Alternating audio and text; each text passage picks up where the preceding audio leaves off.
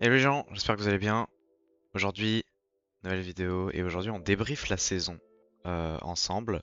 La vidéo a mis un peu de temps à sortir parce que c'est un gros sujet et ça va pas être difficile, ça va pas être facile de débriefer toute une saison de manière concise et rapide. Je pense que la vidéo va être assez longue, mais voilà, je trouvais ça intéressant en fait de faire une vidéo où on prend du temps pour débriefer la saison. On va faire un retour individuel sur chaque joueur, donner une note à leur saison. Exercice qui est parfois un petit peu difficile, hein. Et, euh, et sur chaque joueur, on va faire un point, en fait, un point entre guillemets mercato. C'est-à-dire est-ce qu'on garde, est-ce qu'on vend, est-ce qu'on prête éventuellement. Et du coup voilà. Donc on va débriefer tout ça. Alors en première partie, on va parler quand même de cette finale de LDC face au PSG. Alors au moment où j'enregistre ça, on est ouais, une semaine et demie, un petit peu moins d'une semaine et demie après la finale. Donc voilà, les émotions ont eu le temps de redescendre un petit peu. Mais je vais pas vous cacher que juste après la finale, ouais, j'étais abattu. Parce que pour beaucoup d'entre nous, on avait tendance à dire avant la finale que c'était du entre guillemets bonus. Euh, je dis bien entre guillemets parce que bon dire d'une Ligue des Champions que c'est du bonus, c'est quand même particulier. Mais c'était surtout pour dire que bah voilà en fait avec ou sans la LDC, la saison elle est réussie et euh, et qu'on au fond on n'avait rien à perdre. Voilà, c'est ça un peu l'idée. Donc ouais, et du coup bah, enfin, alors je m'attendais à ce que ce soit serré, je le savais, je le savais que ce serait un match serré. Je voyais beaucoup de Parisiens ou même de journalistes français qui connaissent pas très bien Arsenal, qui ont vu genre 3 matchs d'Arsenal dans leur vie et ça se voit parce qu'ils venaient de dire sur des plateaux, sur les réseaux, ouais, Arsenal, ça va être un 5-0 comme contre l'Inter l'année dernière. Bon, voilà. Bon, évidemment, ces gens se sont trompés. Évidemment, nous qui connaissons notre équipe euh, avons eu raison. C'est-à-dire que c'était un match serré qui s'est joué à vraiment pas grand-chose. On a joué selon nos forces. Voilà, on a joué selon nos forces. On a euh, eu un but très rapide grâce à Kai Havertz, une finition absolument sublime. Safonov, tu le vois, il est aux fraises, hein. Safonov, il regarde derrière lui, il croit même pas au but. Il a l'impression qu'il va se réveiller.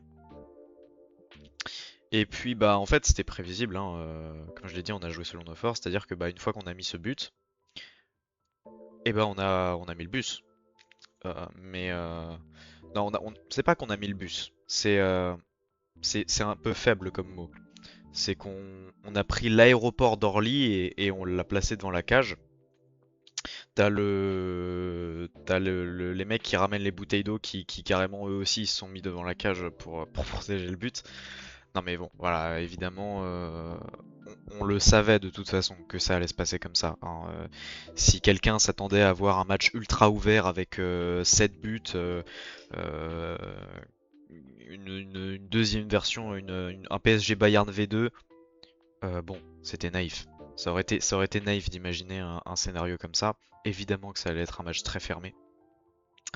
Et évidemment, bah, qu'Arsenal allait jouer selon ses forces, c'est-à-dire bah, sur la défense. Moi j'ai vu beaucoup de gens dire ouais, Arsenal a refusé le jeu, Arsenal a gagné du temps, Arsenal n'a pas joué, je sais pas quoi. Mais enfin, les gens, l'approche tactique de la rencontre, elle fait sens. Enfin, je sais pas, moi je trouve ça logique, c'est ce à quoi je m'attendais. On joue contre probablement la meilleure équipe d'Europe. Enfin, c'est même pas probablement, c'est la meilleure équipe d'Europe, objectivement. Double champion d'Europe, bon bah voilà, c'est la meilleure équipe d'Europe. Probablement la meilleure attaque d'Europe. Et nous, qu'est-ce qu'on a? Nous, on a un bon milieu de terrain, on a une attaque qui est plutôt moyenne, voire défectueuse sur certains matchs, et, euh, et par contre, on est la meilleure défense d'Europe, de très très loin.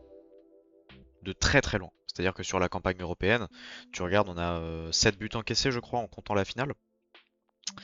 Et, euh, et le deuxième, la deuxième meilleure défense de cette campagne de Ligue des Champions, c'est même pas close quoi. Je sais plus ils sont à combien, je sais même plus c'est quelle équipe, mais je sais qu'il y a un fossé assez large entre nous et la deuxième meilleure défense. Donc voilà, on est indiscutablement la meilleure défense d'Europe. Donc bah forcément, euh, on sait qu'on pourra pas leur mettre 4 buts dans le match, donc on va essayer de pas s'en prendre 4. Et on s'en est pas pris 4. Et en fait, on s'en est pris 0 dans le cours du jeu. C'est ça la réalité. On s'en est pris 0 dans le cours du jeu, et en vérité, si Timber avait été... c'est ça qui est cruel, hein. De toute façon, je vais en reparler, mais euh, c'est ça qui est cruel dans ce match, c'est que honnêtement, je pense que si Timber est en forme, est capable de débuter la rencontre, on est champion d'Europe. On est champion d'Europe parce que le seul but que marque le PSG, c'est sur un penalty qu'ils ont acquis grâce à une erreur de Mosquera, le joueur sans doute le moins expérimenté de l'effectif, notre troisième choix au poste de latéral droit. Et du coup, bah, voilà, je lui en veux même pas à Mosquera, hein, absolument pas. En plus, c'est ça qui est dommage pour lui, c'est que ça ternit un peu son match, alors que qu'il a il a offert une super prestation dans l'ensemble. Si tu regardes sur l'ensemble du début du match jusqu'à sa sortie, tu te rends compte que bah voilà, il a offert une super prestation face à l'un des meilleurs, voire le meilleur ailier du monde à l'heure actuelle. Donc je lui en veux même pas, je peux pas lui en vouloir, c'est une erreur, c'est à l'expérience, ça s'est joué à l'expérience, malheureusement, c'est un joueur qui est jeune et voilà, dans ce genre de match, c'est à ça que ça se joue en général, c'est à pas grand chose. Donc bon, euh, voilà, on concède un but sur penalty parce que notre troisième choix au poste de latéral droit a fait preuve de manque d'expérience. Donc on peut légitimement se demander si est-ce que dans le cas où Timber aurait été 100% en disposition de ses moyens et prêt à débuter la rencontre, un des meilleurs latérales de PL, bah, est-ce que le PSG aurait obtenu ce penalty? Est-ce que le PSG aurait pu égaliser avant la fin des 90 minutes? Bon voilà, on entre dans évidemment la fiction, hein, personne peut le dire, mais en tout cas, ce que je pense personne ne pourra réfuter, c'est que on avait de très bonnes chances de finir champion d'Europe si on concédait pas ce penalty. Donc bon bah voilà, défaite au tir au but, c'est dur. En fait, je pense que c'est ça surtout qui m'a fait mal, moi personnellement après le match. C'est ça qui m'a vraiment fait souffrir, c'est que bon bah voilà, on le sait, hein, c'est cruel les tirs au but. C'est probablement l'une des pires façons de perdre une finale. Je pense que euh, émotionnellement, il y a pas pire. Il y a pas pire façon de perdre. Je crois que franchement, honnêtement, je pense que j'aurais préféré qu'on se fasse taper 5-0 euh, plutôt que de perdre comme ça au tir au but. Pourquoi? Parce qu'au moins je me dis, on se fait taper 5-0. Bon bah voilà. Bah écoute, c'est la meilleure équipe d'Europe. Ils l'ont prouvé encore une fois ce soir. Ils étaient largement au-dessus de nous. Ils méritaient largement leur victoire. Et voilà, tant pis, c'est pas grave. C'est comme ça, c'est le foot. Là, quand t'as un match aussi serré, euh, qui va jusqu'au tir au but, et bah tu te dis, ça aurait pas été volé qu'on remporte la coupe. Tu vois, ça aurait pas été volé du tout. On a opposé on a fait une très belle opposition face, encore une fois, je le répète, à la meilleure équipe d'Europe, double champion d'Europe en titre. Euh, donc, enfin, c'est dur de se dire qu'on était ouais à un arrêt de rail après ou un penalty de Eze ou de Gabriel près de de de de- d'être champion d'Europe quoi et de faire le doublé en rentrant dans un cercle très fermé de clubs anglais parce que des clubs qui ont fait le doublé Premier League Champions League il y en a pas beaucoup hein, il y en a que je crois qu'il y en a que deux si je dis pas de bêtises non peut-être trois je crois que c'est City, Chelsea et United donc on aurait été la quatrième équipe anglaise de l'histoire à réaliser le doublé Premier League Champions League. Bon, voilà, on le sait, c'est ce genre de match au très très haut niveau, au top top niveau, qui se joue à rien. C'est vraiment, voilà, c'est comme ça, c'est pas grave. Euh, Bravo au PSG, il mérite d'être champion d'Europe et puis voilà. Moi j'aimerais quand même aussi euh, mentionner quand même l'arbitrage. Alors il s'agit pas de dire qu'on s'est fait voler le match, pas du tout, mais quand même. J'aimerais qu'on souligne que l'arbitrage a été extrêmement sévère avec nous. C'est-à-dire que tous les 50-50, c'était en faveur du PSG. Saka a reçu un carton jaune imaginaire. Euh, Enfin, c'est assez fou le nombre de fautes qui n'ont pas été sifflées sur nous et le nombre de fois où tu as un de nos joueurs qui effleure un joueur du PSG. Et là, c'est l'arbitre qui limite sur un carton jaune orangé. Donc enfin, l'arbitrage a été extrêmement injuste. Je parlerai pas du penalty sur Madueke parce que il y avait, voilà, si on est objectif, en revoyant les images, on voit qu'il n'y a pas penalty.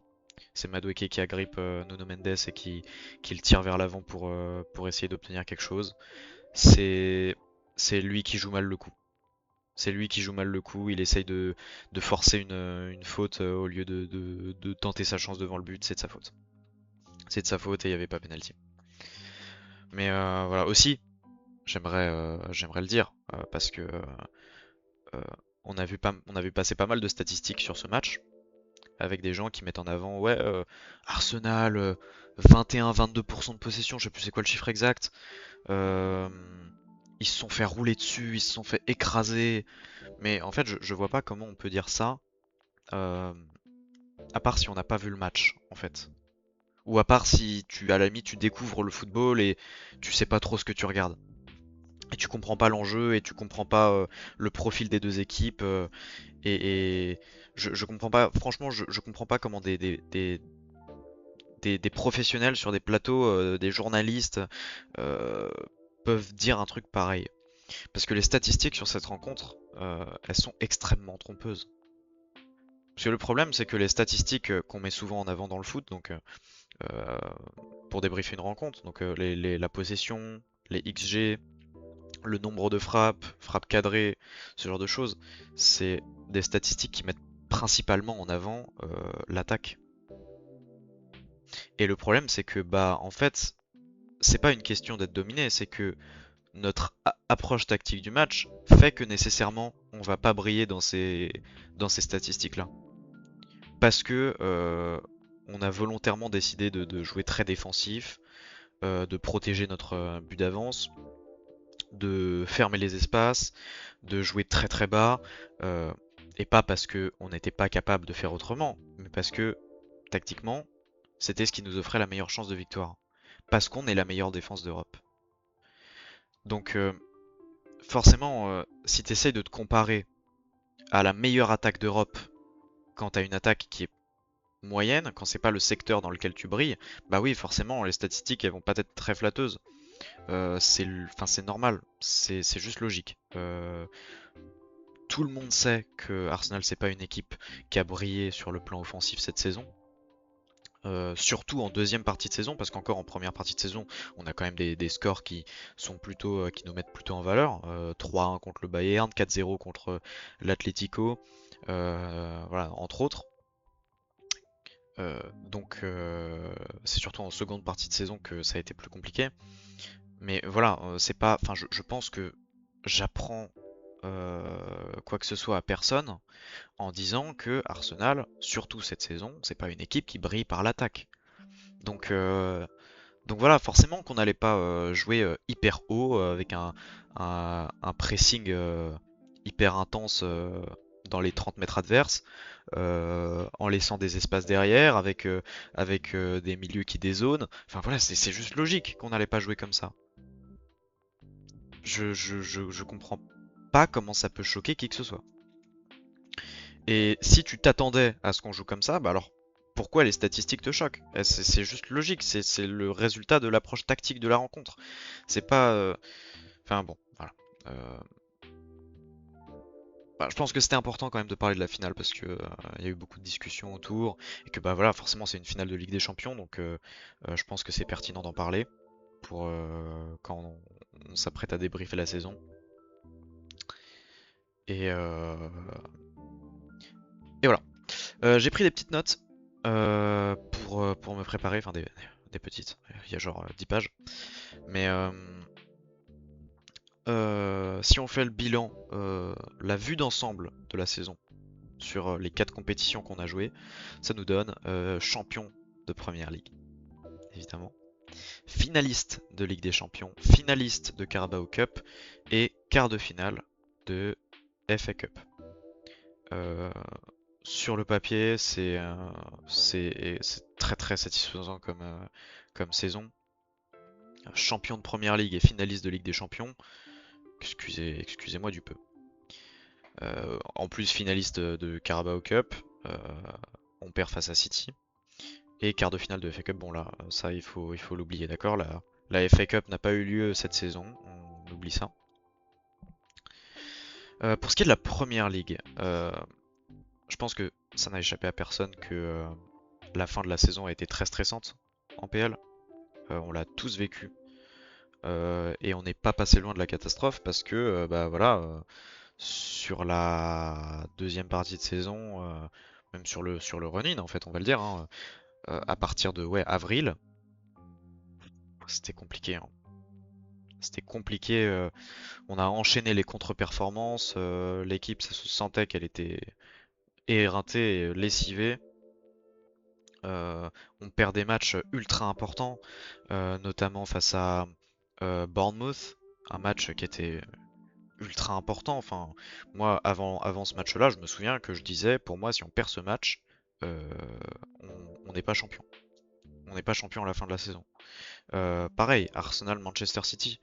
Euh, je, je sais que je pense que on avait tous un peu le même sentiment avant cette finale, enfin cette finale, ce match, c'est que justement c'était un peu une sorte de finale. On avait un peu le sentiment que celui qui gagnait ce match était champion de Première Ligue. Au final, on a eu tort parce que on a été très solide après ce match jusqu'à la fin de la saison. Que ce soit d'ailleurs en Première Ligue ou même en Champions League, hein, en se qualifiant face à l'Atlético en finale de Ligue des Champions. Euh, on a réussi à gagner jusqu'à la fin de la saison et City n'a pas réussi à gagner jusqu'à la fin de la saison. Ce qui nous a permis d'obtenir le titre. Mais ouais, c'était extrêmement. Enfin, je pense que pour les joueurs, c'était déjà épuisant physiquement parce que bah, ils ont eu une saison extrêmement chargée, hein. Cette saison, on est quand même à une soixantaine de matchs joués. Je me souviens plus du nombre exact, mais c'est autour des 60. 60 matchs joués, enfin, c'est absolument horrible. C'est horrible. Et en plus avec la Coupe du Monde qui arrive là, oh là, j'ai tellement peur pour la saison prochaine, j'ai tellement peur que les joueurs ils reviennent pas en forme, qu'on ait des blessures en début de saison qui nous fassent super mal. J'ai trop peur pour la saison prochaine, mais bref. Donc ouais, et puis au-delà de l'aspect physique, à mon avis c'était éreintant émotionnellement aussi. Franchement, la fatigue psychologique, elle devait être terrible. Après la défaite face à Manchester City, l'ambiance dans le vestiaire, ça devait être dur, hein. Ça devait être dur et heureusement qu'on a eu un Declan Rice pour s'imposer comme un leader sur le terrain avec le fameux It's Not Done. Mais ouais, je pense que franchement, je me demande si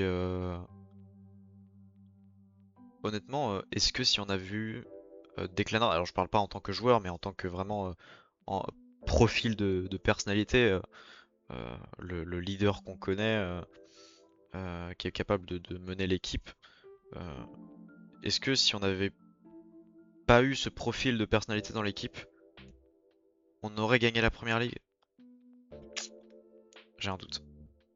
J'ai un doute parce que c'est un aspect sur lequel Declan a vraiment brillé cette saison, hein. C'est son aspect à mener l'équipe et à être un véritable leader sur le terrain. Donc, je crois qu'il y a un documentaire qui va sortir sur cette saison et j'ai très hâte de le voir de manière générale, mais j'ai très hâte de le voir aussi pour voir Declan Rice dans les vestiaires, comment ça se passait, ce qu'il disait à ses coéquipiers, parce que vraiment ça, je suis persuadé que en dehors du terrain, il a eu un rôle capital, absolument capital dans notre victoire en première ligue.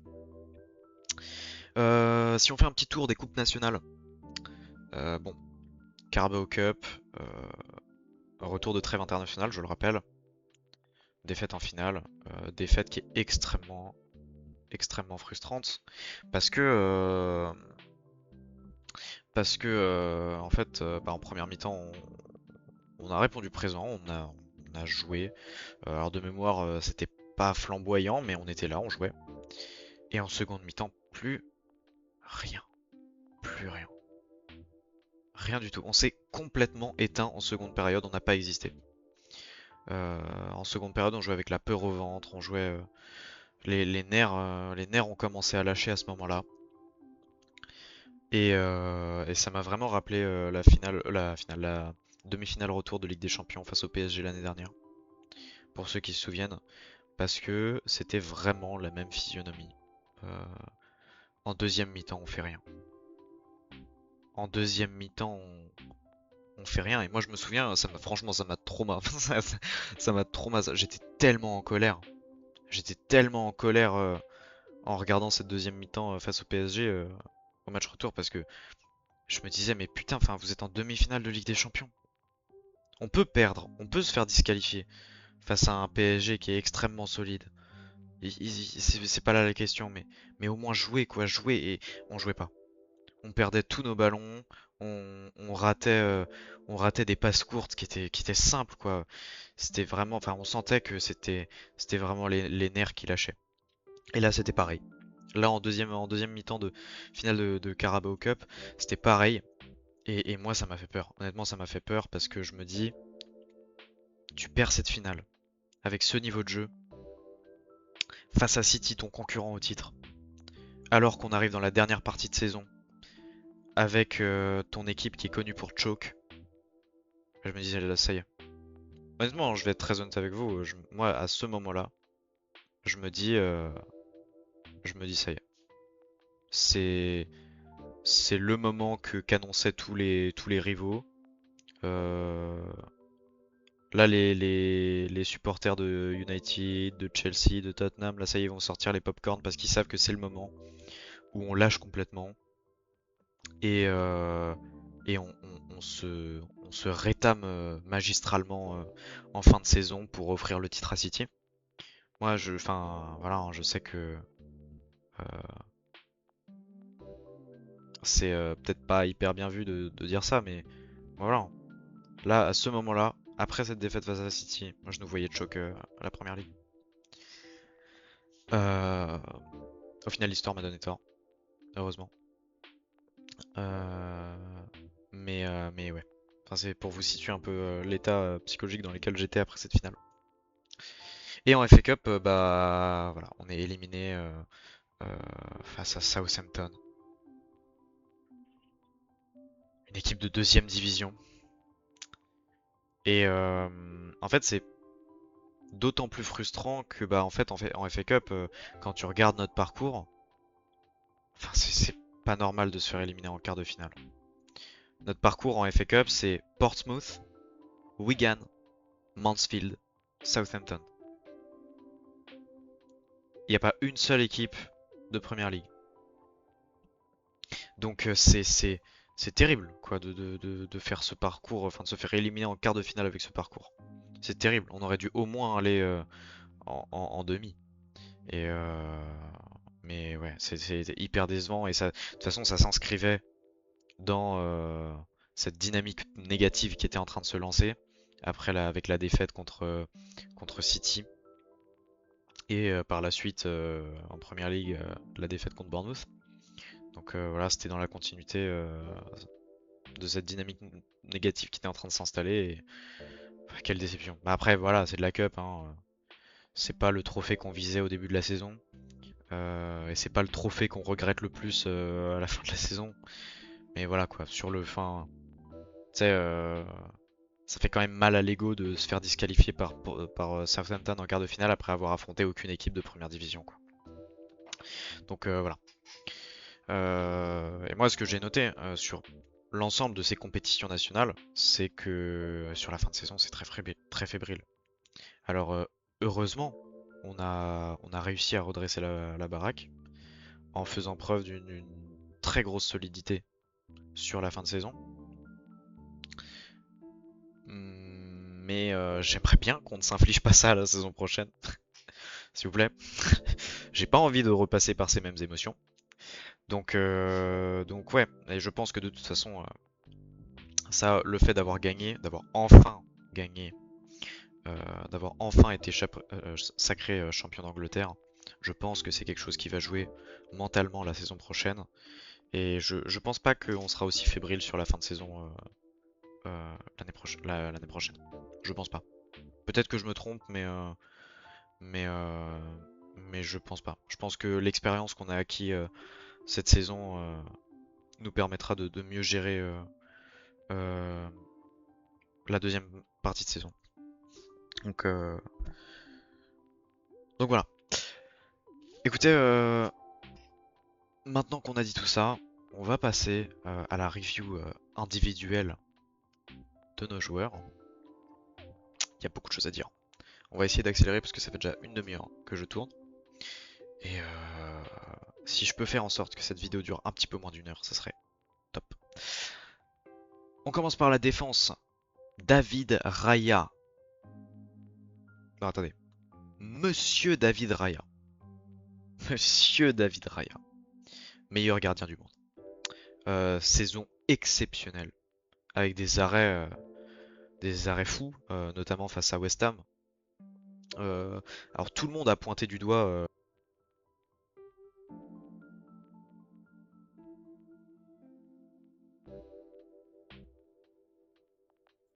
je suis de retour, excusez-moi, petit problème de micro. Je disais, tout le monde a pointé du doigt l'arrêt face à West Ham à bout portant. Mais je rappelle que dans le même match, il fait un arrêt sur une tête plongeante qui est. Enfin, c'est un arrêt réflexe qui est vraiment impressionnant. C'est moi quand il fait cet arrêt sur la tête, je crois, c'était une tête de Mavropanos, je crois. Il me semble, j'ai un doute. Moi, je la voyais au fond. J'étais persuadé que c'était dedans. Mon cœur, il a cessé de battre à ce moment. Il a vraiment cessé de battre. Et waouh, quel arrêt. Quel arrêt, quel gardien, quel homme. Enfin, il est tellement fort. Troisième Golden Glove consécutif. 26 buts encaissés en 37 matchs de Première League, 19 clean sheets.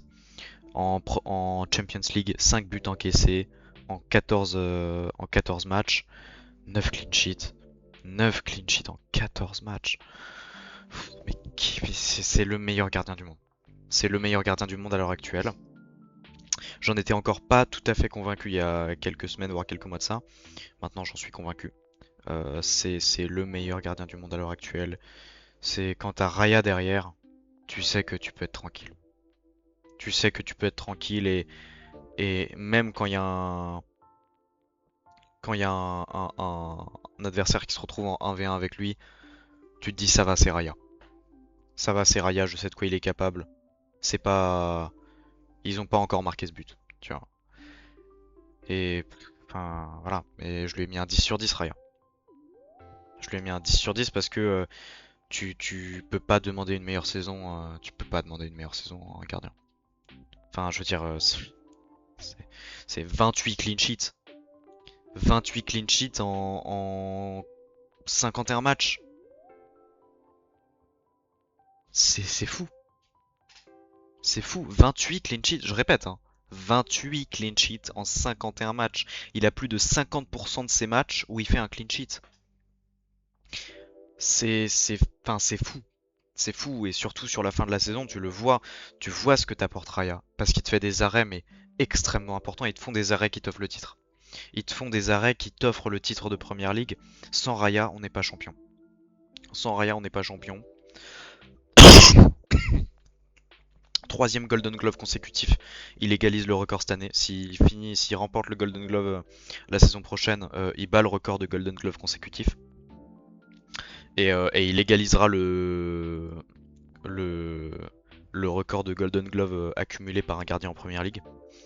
Euh, donc enfin voilà, c'est le meilleur gardien de la planète. Merci David. Et évidemment, on le garde. On lui fait signer, mais c'est pas juste on le garde, hein, c'est on le verrouille, hein. Je veux que la prochaine fois qu'on renouvelle son contrat, on lui fasse signer un contrat à la Haaland, hein, sur 15 ans, hein. Voilà. Kepa. Kepa. Qu'est-ce que les gens ont été durs avec lui. Ça me fait mal pour lui en fait. Ça me fait mal parce que après la finale de Carabao Cup, il y a beaucoup de gens qui lui ont sauté dessus pour dire que c'était en gros de sa faute si on avait perdu. Euh, mais enfin, les gens, non, c'est pas vrai. Je, je suis pas d'accord. Je suis pas d'accord parce que ce qu'on a montré dans ce match, c'était pas suffisant pour qu'on gagne de toute façon. Avec Raya dans les cages, pour moi, on aurait quand même perdu. Enfin voilà. Et moi, ce que je vois, c'est qu'il nous a amené en finale de Carabao Cup. Donc, enfin, 12 buts en 12 matchs, 12 buts encaissés en 12 matchs, 4 clean sheets. Kepa, c'est un gardien qui est très correct. C'est un gardien qui est très correct et il a rempli son rôle de deuxième gardien cette saison. Donc voilà, Maintenant, on peut critiquer ou pas la décision d'Arteta de titulariser Kepa en finale de Carabao Cup. Euh, Mais ça dépend pas de Kepa. Voilà, c'est pas lui qui décide de la feuille de match. Donc, je trouve les gens extrêmement durs envers lui. Parce que ça y est, il a fait un mauvais match face à la meilleure équipe de Première Ligue sur les 10 dernières années. Euh, et ça y est, c'est un mauvais gardien.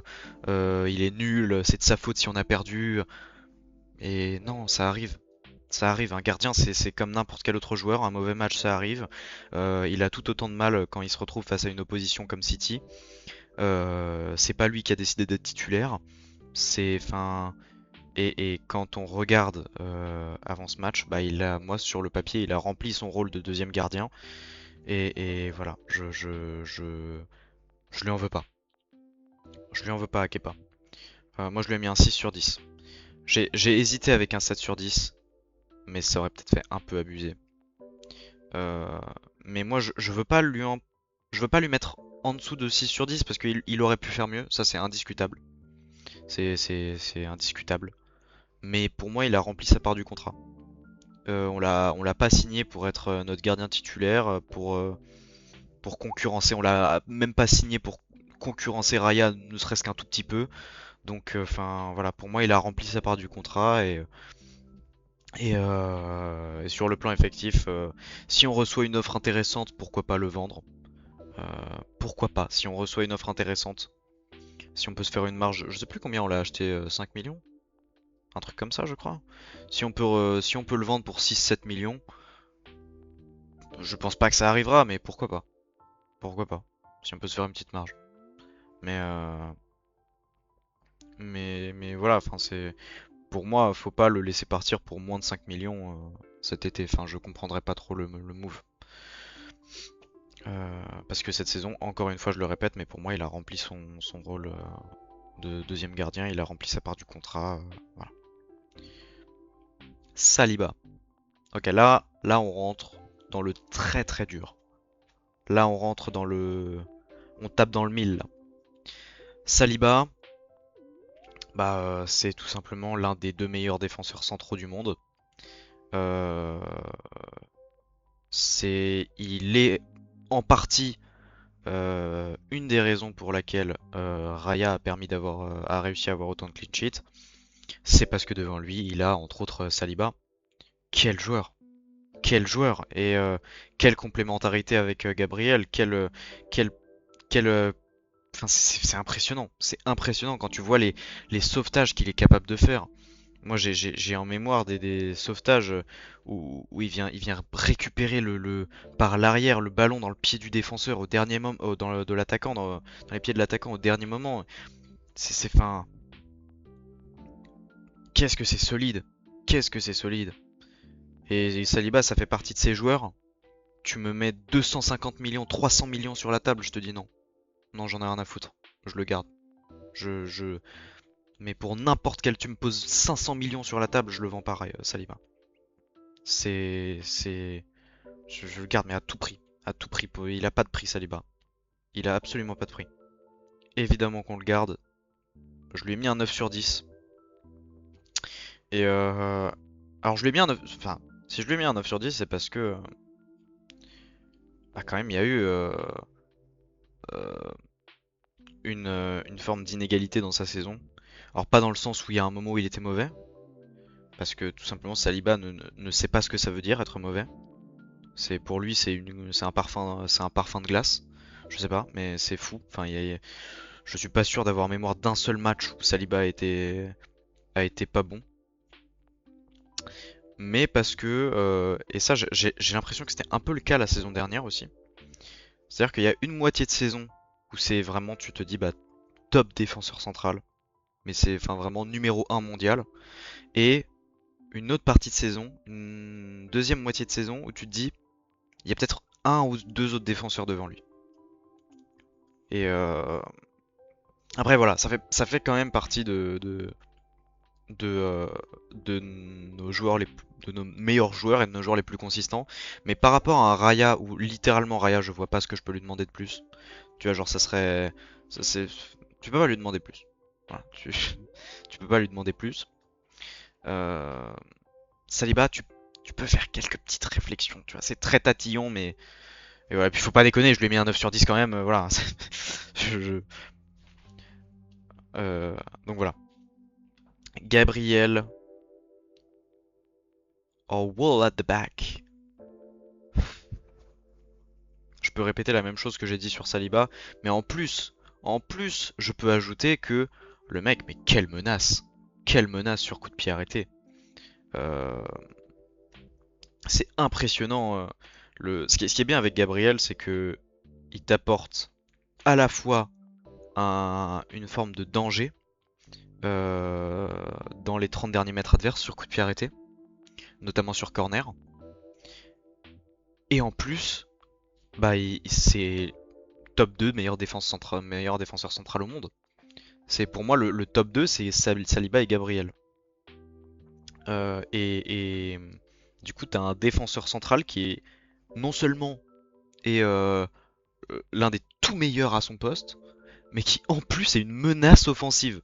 C'est fou quoi, c'est fou. Il apporte ce qu'il apporte à cette équipe, c'est fou. Euh, et puis bah en plus il faut le dire, hein, sa complémentarité avec Saliba, c'est incroyable. On a la meilleure charnière centrale du monde. Euh, Parce que voilà, Saliba c'est, on le sait, le duel aérien, voilà, c'est pas son truc.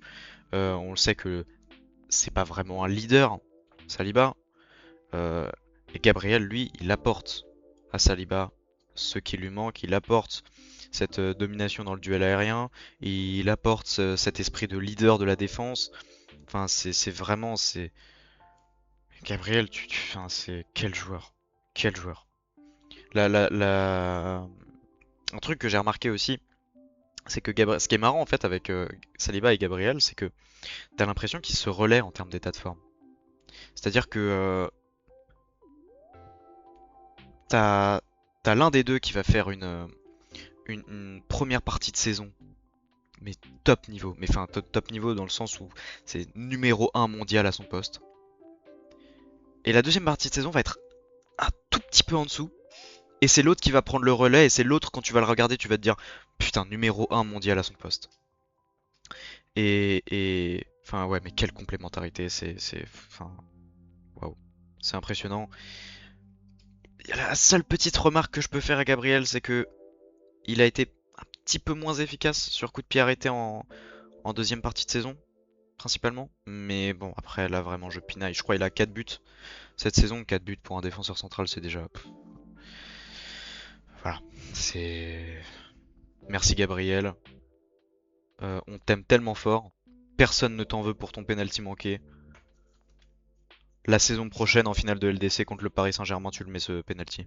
Tu nous offres la Coupe d'Europe. 9 sur 10. Mosquera, un jeune joueur extrêmement prometteur, qu'on a eu pour combien? On l'a eu pour 15 millions? Je crois que c'était 15 millions, hein. J'ai un doute. Je sais plus si c'était 15 ou 30. Mais il me semblait que c'était 15 parce que je me souviens que c'était vraiment un prix dérisoire pour lequel on l'a vu. Mais, euh, mais waouh, quel joueur. Quel jeune joueur. Et quelle promesse surtout. Euh, Défensivement, Mosquera c'est très très solide. Je me souviens que ses premiers matchs avec nous, c'était extrêmement impressionnant. Très très impressionnant. Il a eu quelques matchs où c'était un peu moins ça quand même, mais dans l'ensemble, si tu prends un peu de recul sur sa saison, c'est extrêmement prometteur. J'aimerais quand même rappeler que cette saison, il a principalement joué au poste de latéral droit, qui est pas son poste, normalement. Et pourtant, il a montré des très très bonnes choses. Il a prouvé que c'était une véritable promesse et que en le façonnant un peu, il y a moyen d'en faire quelque chose de très très intéressant, Mosquera. Euh, J'aimerais aussi préciser, enfin rappeler que il était titulaire en finale de Ligue des Champions face à Gvisha Kvaratskhelia, peut-être le meilleur ailier du monde à l'heure actuelle, et qu'il a fait un match top niveau face au meilleur ailier du monde.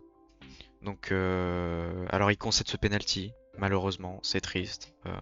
C'est le révélateur, enfin c'est ce qui révèle son manque d'expérience, malheureusement. Mais voilà, c'est un jeune joueur, il a 21 ans. On l'a eu pour un prix dérisoire. Moi, je lui en veux pas. Je lui en veux pas pour ce penalty concédé. Et j'espère le voir un petit peu plus en centrale la saison prochaine, parce que c'est quand même son poste de prédilection à la base. Donc j'espère que il aura l'occasion de jouer un petit peu plus à son poste la saison prochaine. Je lui ai mis un bon 7 sur 10, très solide. Et il peut devenir un top joueur avec un petit peu plus d'expérience. Évidemment, on le garde. Ben White. Aïe aïe aïe, Ben White, hein. Benny Blanco. Il a eu des matchs compliqués. J'ai trouvé quand même que certaines critiques étaient dures avec lui. Euh, Parce que je trouve que dans ces matchs, je trouve qu'il a pas eu de prestations honteuses. Voilà, j'ai vu certaines, enfin des gens parler de certains de ces matchs en disant qu'ils étaient à vomir. Je suis, je suis pas d'accord. Je suis pas d'accord. Euh, c'est, pour moi, il a pas eu de match honteux. Je rappelle que il est censé être une option de rotation cette saison et bah il a assuré la baraque. On parle d'un mec qui voilà a sacrifié son corps pour ce club. Qui est largement diminué physiquement maintenant, ça se voit, ça se sent par rapport aux saisons précédentes. Et il a carrément assuré la baraque pour moi en l'absence de Timber. Donc moi je lui en veux pas. Après bien sûr voilà, hein, on va pas, je vais pas commencer à dire que c'est le meilleur joueur du monde. Euh, C'était compliqué cette saison. Voilà, il faut le dire, c'est sûr. Euh, c'est dommage. Euh, Moi je lui ai mis un 5 sur 10. Parce qu'on est quand même loin de la perfection, très loin de la perfection. Euh, mais il a répondu présent et je trouve que ça serait dur de lui mettre moins de 5 sur 10. Et pour moi cette saison, bah voilà, il faut le vendre. Cet été il faut le vendre, trouver un remplacement. Je pense que en fait voilà, c'est la finalité logique. Il a, il a beaucoup donné pour le club.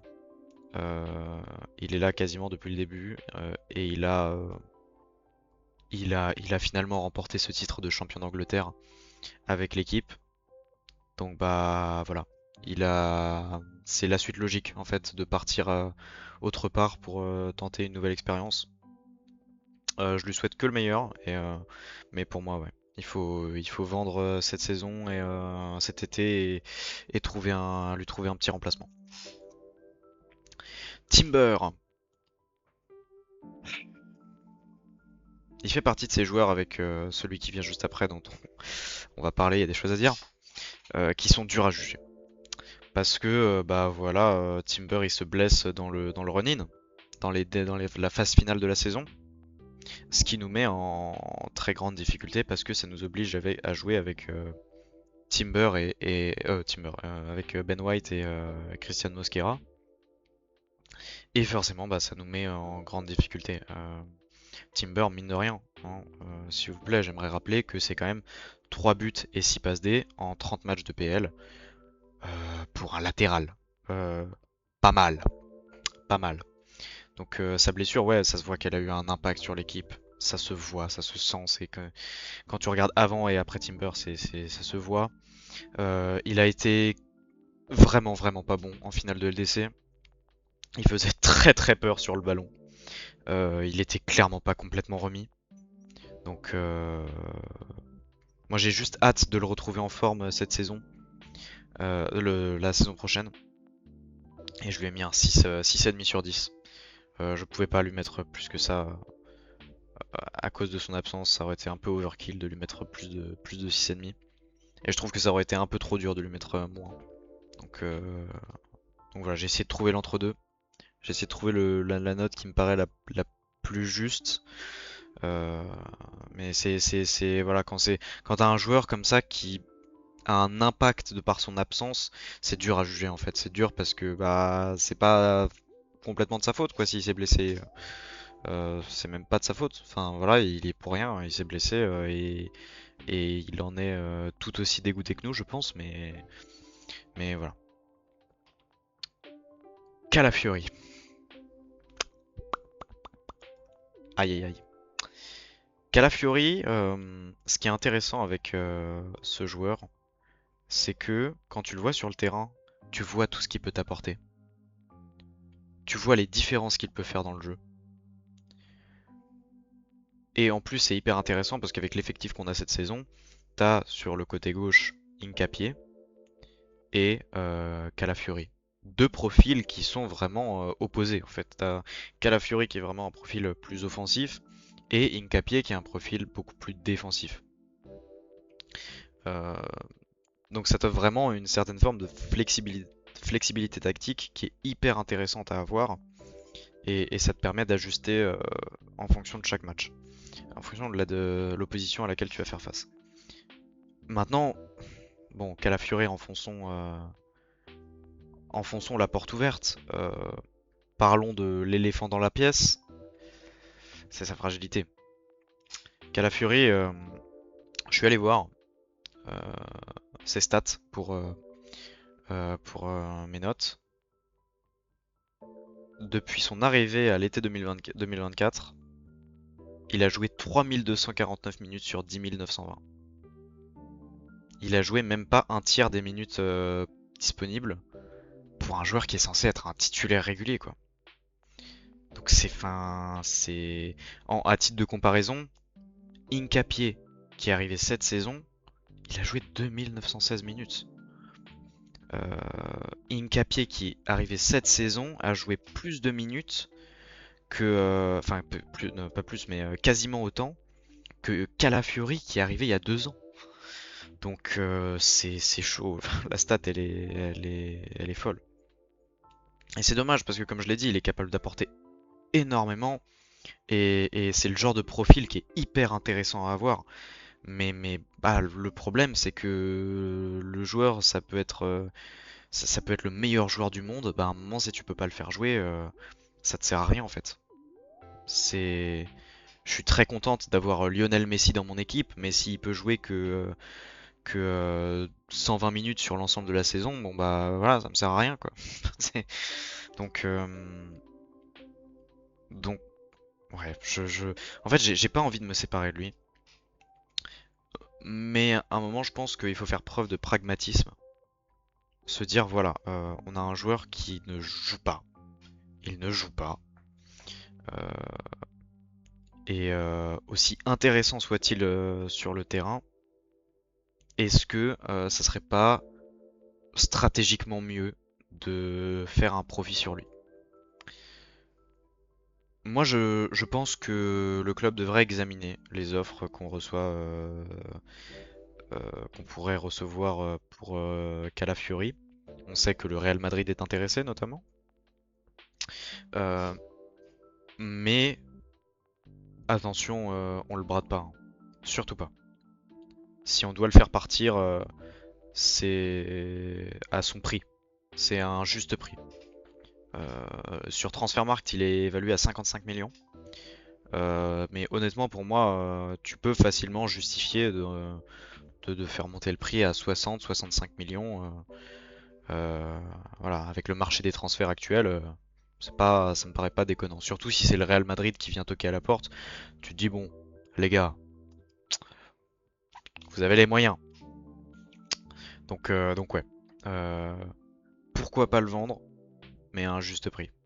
Il est hors de question de le brader. Et je lui ai mis un 6,5 sur 10.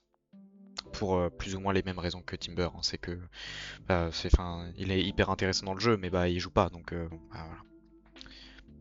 Incapié. Incapié, moi c'est ma surprise de la saison.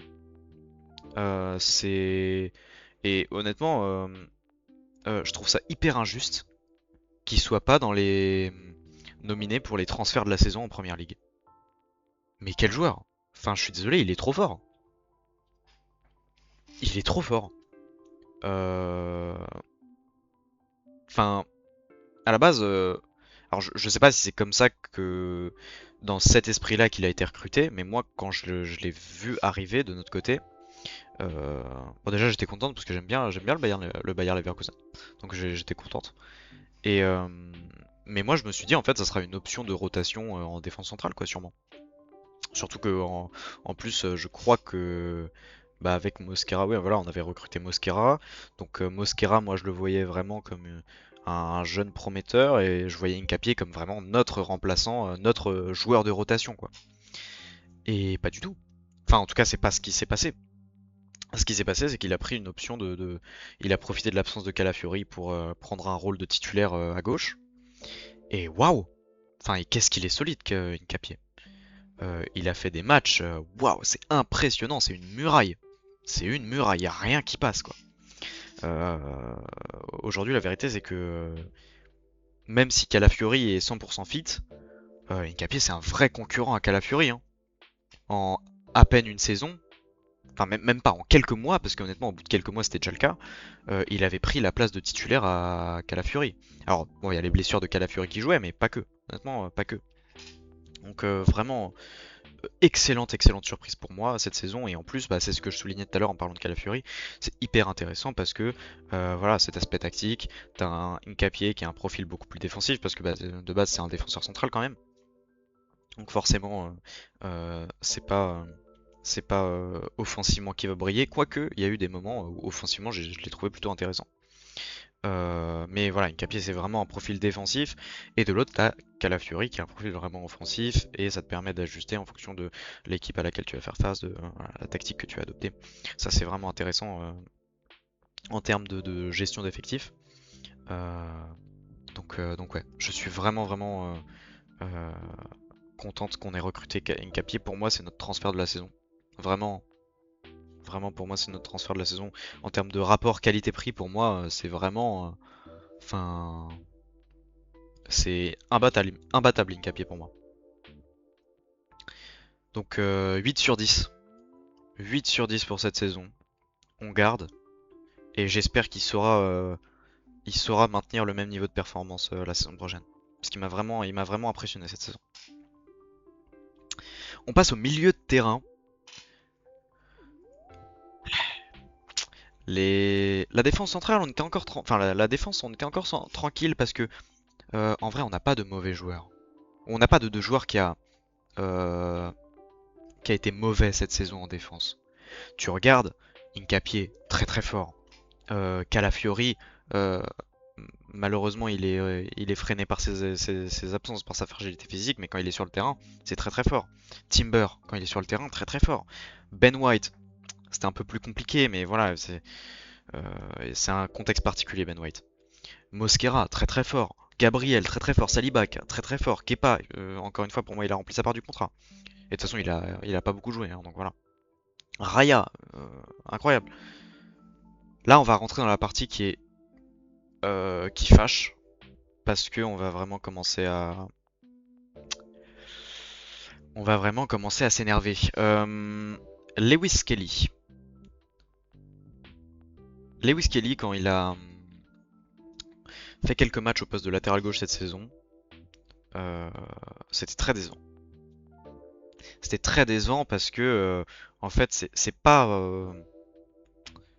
indigne. Ses performances n'étaient pas indignes d'un joueur de 19 ans. Euh, mais quand t'as vu ce qu'il était capable de faire la saison précédente, euh, tu te disais, ouah, sur le terrain, c'est plus du tout ça. Sur le terrain, c'est plus du tout ça. Il y est plus du tout, c'est plus du tout le même niveau de performance.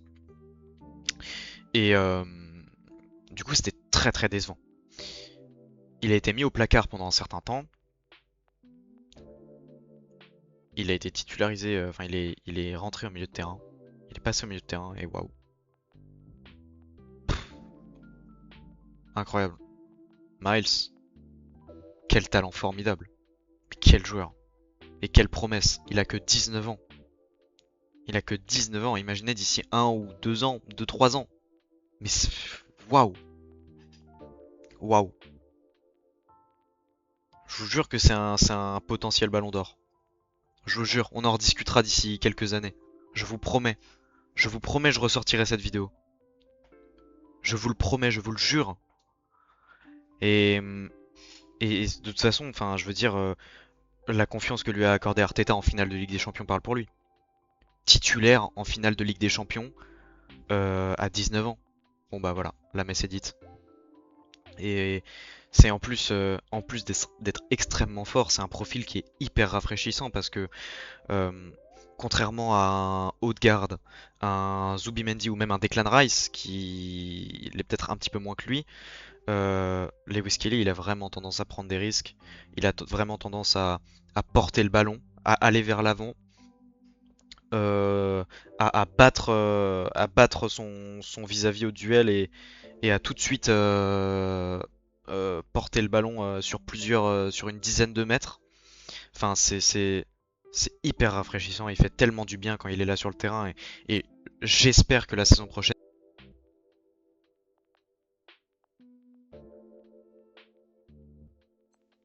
Excuse-moi, désolé, encore mon micro, décidément, il veut pas me laisser tranquille ce soir. Euh, et je disais, attendez, hop.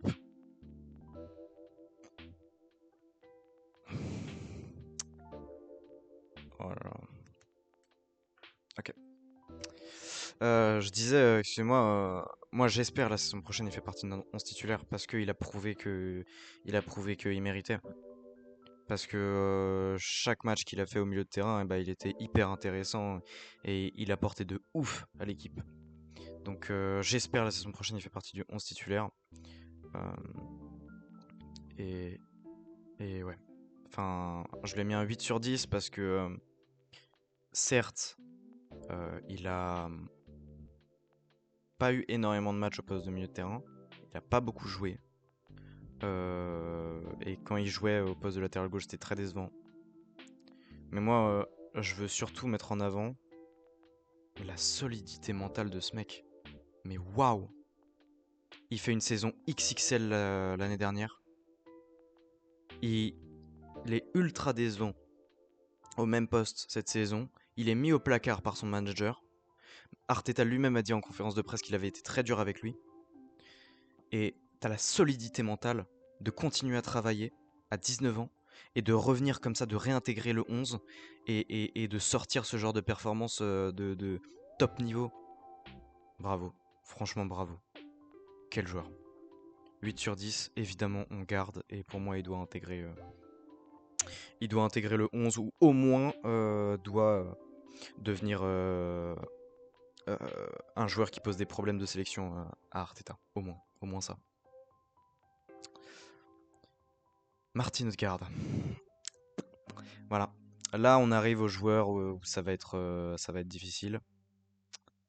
Euh, Parce que quel déclin, c'est tellement frustrant. C'est tellement frustrant. La saison dernière, déjà, c'était pas au niveau. Et on se disait, bon, il vient d'avoir un enfant, il a eu des blessures. Voilà. On peut comprendre qu'il soit pas au niveau. Enfin, qu'il soit en dessous de d'habitude. Laissons-lui un peu de temps, laissons-lui une saison, laissons-lui le temps de revenir. Voilà. Mais là, le constat, il est sans appel. Enfin, il est absolument pas au niveau. Absolument pas au niveau qu'on attend de celui du capitaine d'une équipe qui va jouer qui joue la Ligue des Champions, qui est champion de Première Ligue, qui est finaliste de Cup. C'est absolument pas au niveau. Et le, le déclin, il est évident. Je suis allé voir ses statistiques sur les dernières saisons. En 23-24, en 2023-2024, c'est 22 GA en 47 matchs. En 2024-2025, c'est 17 GA en 44 matchs. Et en 2025-2026, c'est 8 GA en 34 matchs. Mais quel déclin. Ça me fait... Moi, j'aime tellement Odegaard. Ça me fait trop mal au cœur. Ça me fait tellement mal de le voir sous-performer comme ça. Mais la vérité, c'est que ses performances, elles sont pas dignes d'un capitaine. Euh, Aujourd'hui, la vérité, c'est que c'est même plus un titulaire indiscutable, alors qu'il est capitaine, quoi. Il est capitaine et on n'était même pas sûr qu'il soit titulaire en finale de Ligue des Champions. Et moi, honnêtement, je vais vous le dire tel que je le pense. À mon avis, s'il était titulaire en finale de LDC, c'est uniquement, mais vraiment uniquement parce qu'il avait le brassard. Parce que c'est le capitaine. Et que ça aurait été. Enfin, politiquement parlant, ça aurait été compliqué de pas titulariser ton capitaine en finale de LDC. Mais pour moi, c'est vraiment la seule raison. Pour moi, si c'est Declan Rice, par exemple, qui avait été capitaine, bah. C'est. Odegaard, je suis pas sûr qu'il aurait été titulaire, quoi. Donc c'est enfin et en plus quand à côté de ça, t'as Declan qui prouve que c'est un meilleur leader, et bah tu dois au moins pouvoir justifier ton brassard par les stats et là c'est pas le cas. Et ça me ça me fait mal au cœur. Oh, parce qu'encore une fois je l'aime trop de garde. Je l'aime trop mais à un moment, enfin, quand tu joues la Ligue des Champions, que tu es champion de Première Ligue et que tu ambitionnes de conserver ton titre l'année prochaine, bah, tu peux pas faire dans les sentiments. Et c'est un 4 sur 10 cette saison, Haute-Garde. C'est un 4 sur 10. Parce que non seulement il a été en dessous des attentes, mais en plus il a été en dessous de la saison dernière où il était déjà en dessous des attentes. Et le problème, c'est que t'es obligé d'être sévère avec lui parce que c'est le capitaine. C'est le capitaine. Donc quand t'ajoutes le facteur que tu connais son talent, tu sais ce qu'il est capable de faire, que c'est le capitaine et que il joue d'en dessous les attentes. C'est voilà, c'est 4 sur 10. Et pour moi, on devrait le garder euh, pour la saison prochaine. Mais et je sais qu'il y a des gens qui vont pas aimer ce que je vais dire, mais pour moi, la saison prochaine, c'est sa dernière chance, quoi.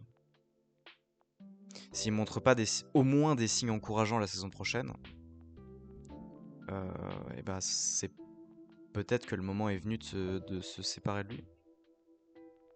Et je dis ça avec tout l'amour que je lui porte et si on était amené à se séparer de lui, je lui souhaite évidemment le meilleur pour la suite et je l'aime trop et voilà, mais on se serre la main, mais et si la saison prochaine ça s'améliore pas, il faudra sérieusement commencer à se poser la question.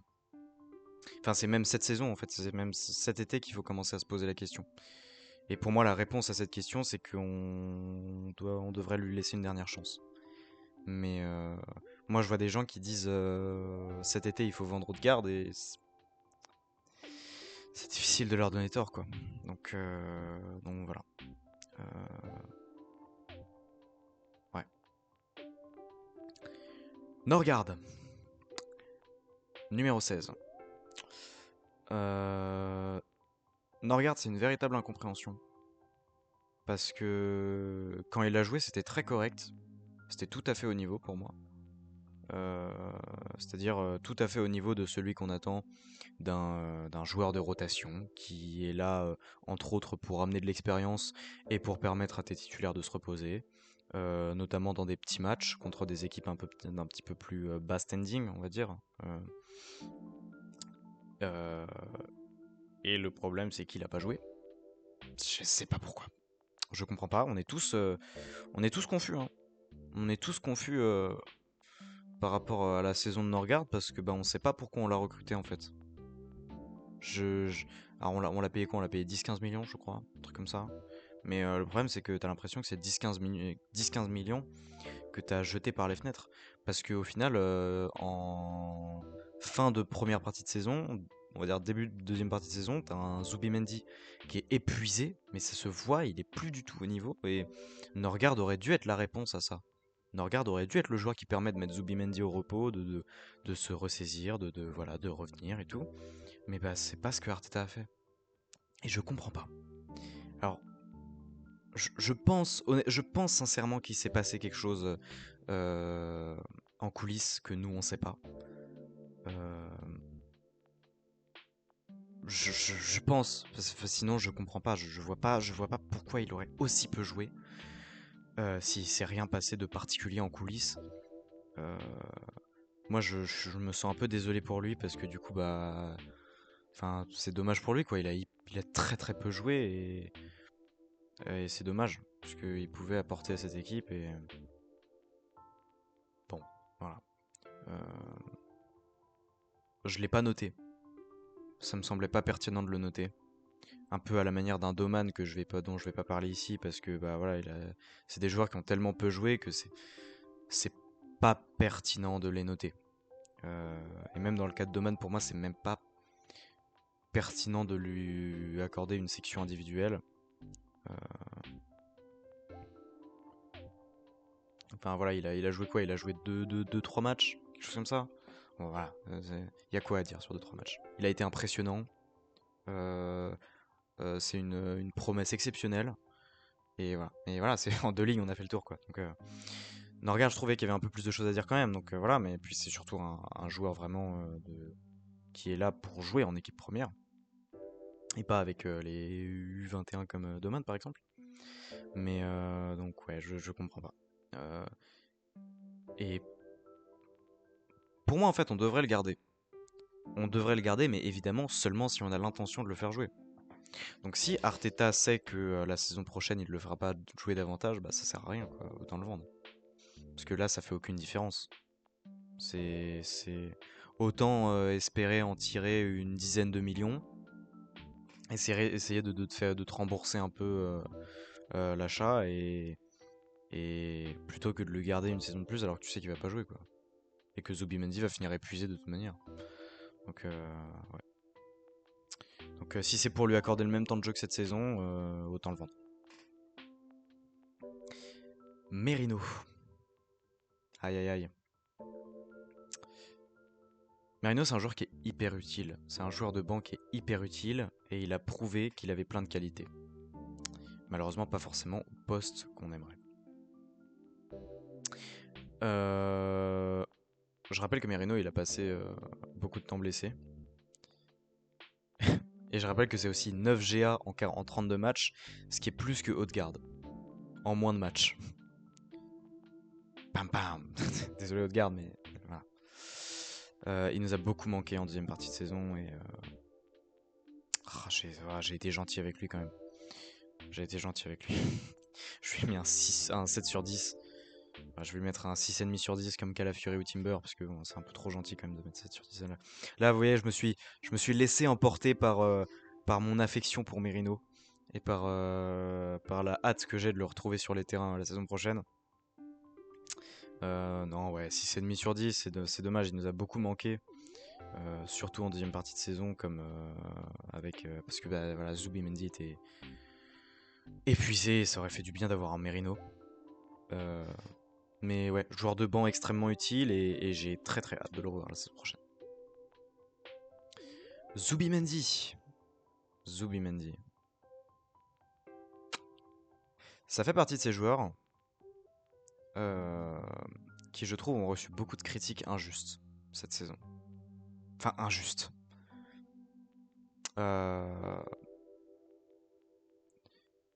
les critiques en soi n'étaient pas injustes, mais j'ai trouvé qu'elles étaient disproportionnées à l'égard de Zubimendi, dans le sens où oui, il a eu une très grosse période de vide au milieu de la saison. Je crois que c'était à partir du début de la deuxième partie de saison, on va dire à partir de décembre-janvier. Il me semble que c'était à partir de là que ça a commencé. Euh, mais oui, c'est des performances qui étaient pas au niveau. Mais Zubimendi, il fait une première partie de saison qui est extrêmement convaincante. Et je rappelle que voilà, c'est un joueur qui vient de la Liga. C'est un championnat où il n'y a pas le même rythme, où tu as une période de repos en fin d'année civile. Euh, Enfin voilà, et Zubimendi, il a joué presque tous les matchs. Tous les matchs, il a joué. La stat est folle, je crois, il a joué genre 75% des minutes disponibles, un truc comme ça. Enfin, c'est fou, c'est énorme, c'est énorme. Il a presque joué autant que Declan, qui est notre joueur qui a le plus joué cette saison. Euh, si on compte pas Raya. Donc non, c'est fin. Il a joué une quantité de minutes qui est folle et il vient d'un championnat qui est moins relevé, qui est moins intense, où tu as plus de repos. Voilà, il a besoin de s'adapter au rythme de la première ligue et euh, moi je suis persuadé que la saison prochaine ça sera déjà un petit peu mieux. Et ouais, je pense que c'est un vrai soldat, Pardon, c'est un vrai soldat Zubimendi et pour moi c'est un 6,5 sur 10. Je peux pas le mettre plus, parce que avec les performances qu'il a offert pendant son gros passage à vide, tu peux pas lui mettre plus que 7,5, enfin que 6,5. La régularité, voilà, c'est aussi une qualité qu'on attend d'un joueur qu'on espère titulaire. Mais si en dessous de 6,5 pour moi, ça serait vraiment vache. Ça serait vraiment vache pour Zubimendi. Oh là là. Vous noterez qu'il y a encore un seul milieu dont on n'a pas parlé. Declan Rice. Declan Ballon d'Or. Declan Ballon d'Or. Si l'Angleterre gagne la Coupe du Monde, vous allez m'entendre commencer à faire ma propagande. Quel joueur, mais quel talent, mais... C'est fou. C'est une consistance en acier trempé. C'est notre joueur le plus consistant cette saison. Bon, non, en vrai, il y a Raya quand même. Mais, euh, mais bon, ça, c'est un gardien, donc c'est particulier. Mais en joueur de champ, c'est vraiment notre joueur le plus consistant cette saison. Et il me semble que, à l'exception de Raya, c'est aussi le joueur qui a disputé le plus de minutes. 4420 minutes, 4425 minutes disputées.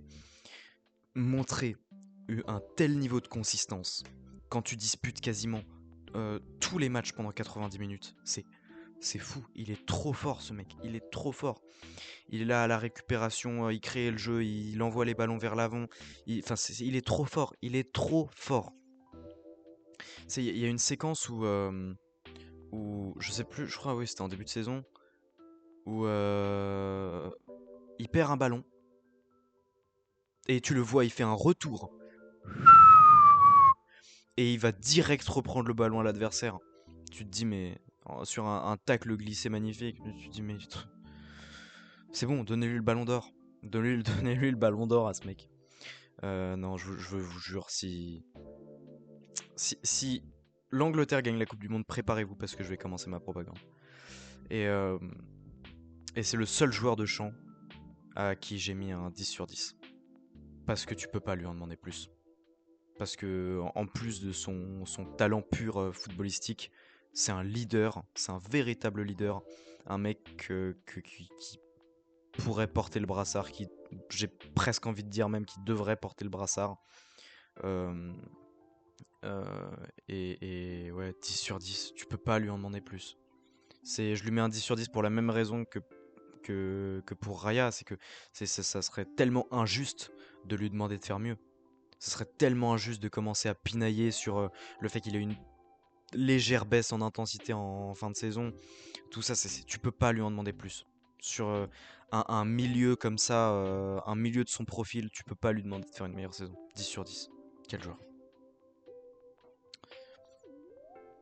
On passe aux attaquants. Bukayo Saka. Aïe aïe aïe. Gros sujet, hein. Bukayo Saka, je voulais lui mettre une note très. Enfin, pas très, mais une bonne note à la base parce que il a, euh, il a quand même fait un sacré retour de blessure avec notamment le match contre Fulham qu'on gagne 3-0 où il a un but de passe D.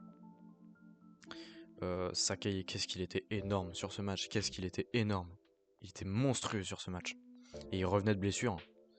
Et, euh, et en fait, j'ai pas envie d'être trop dur avec Saka parce que bah le fait est qu'il a Arteta l'a admis en conférence de presse, il a joué quasiment toute la saison avec une blessure au talon d'Achille, Donc il a joué toute la saison diminuée en fait. Et tu dois le prendre en compte quand tu notes sa saison, parce que ça veut dire que non seulement euh, il a été très bon à son retour de blessure, après son absence, mais en plus, bah, il a mis son corps en danger pour être présent. Enfin, c'est dur en fait, c'est dur de critiquer un joueur comme ça. Mais déjà, j'aimerais parler de ses stats. 19 GA en 46 matchs. Ce qui en soi, pour un ailier, c'est pas nul à chier. Soyons honnêtes, 19 GA en 46 matchs, c'est respectable. Mais c'est pas au niveau auquel nous a habitué Bukayo Saka. 33 GA en 45 matchs en 2023-2024.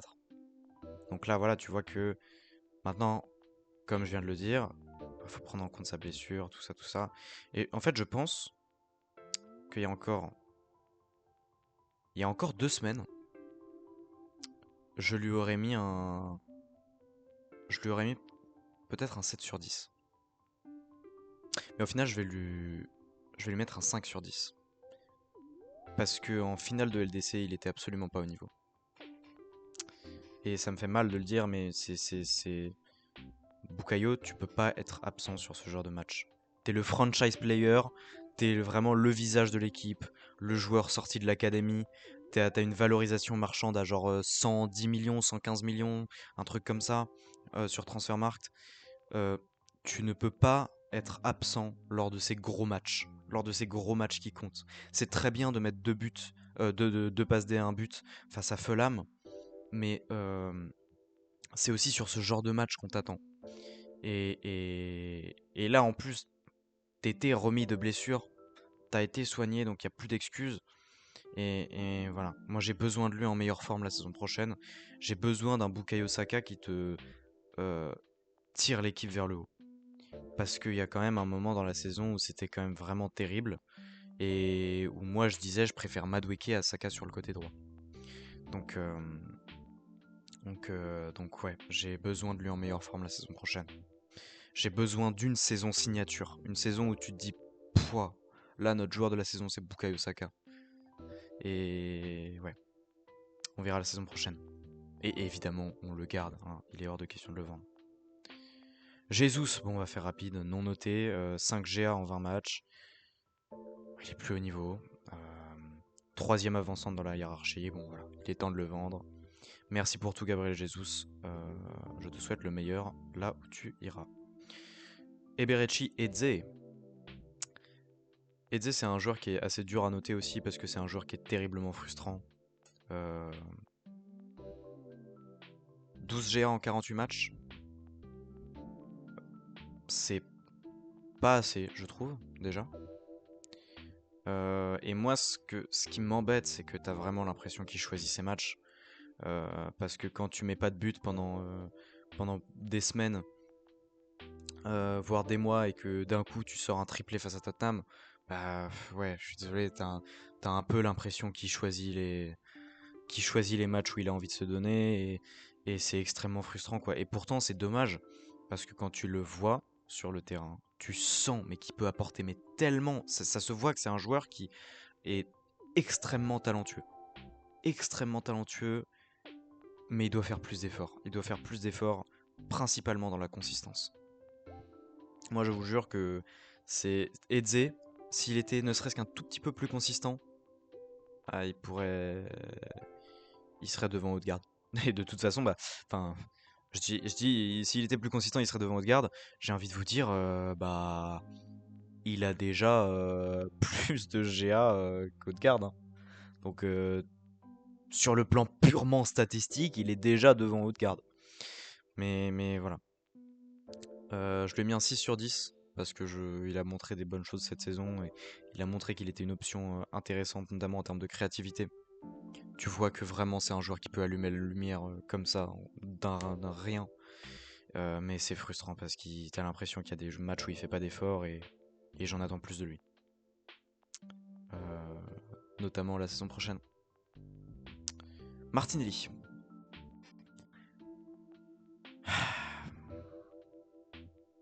C'est dur parce que d'un côté, t'as un Martinelli qui a fait une campagne européenne qui a été vraiment impressionnante, disons-le. 8 GA en 14 matchs de LDC. Le problème, c'est qu'en première ligue,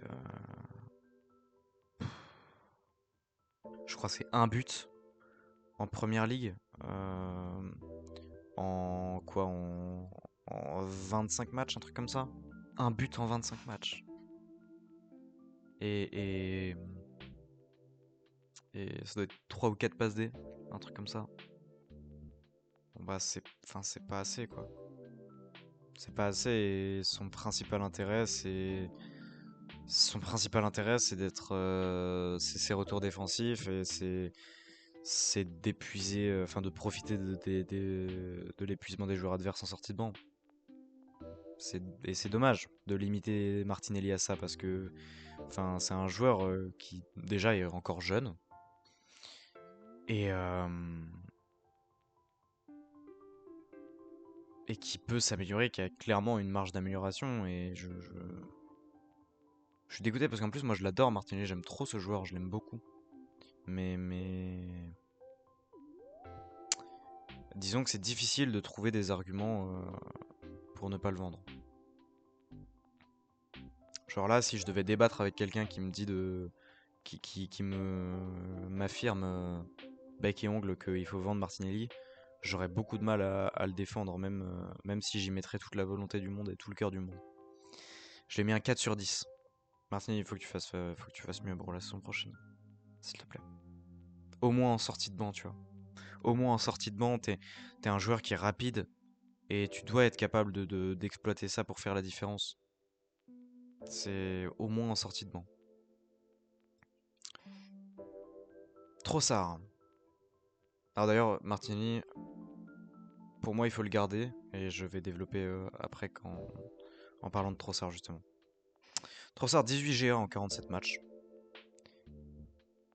Ce qui est à noter, c'est que les buts qu'il marque, c'est des buts importants.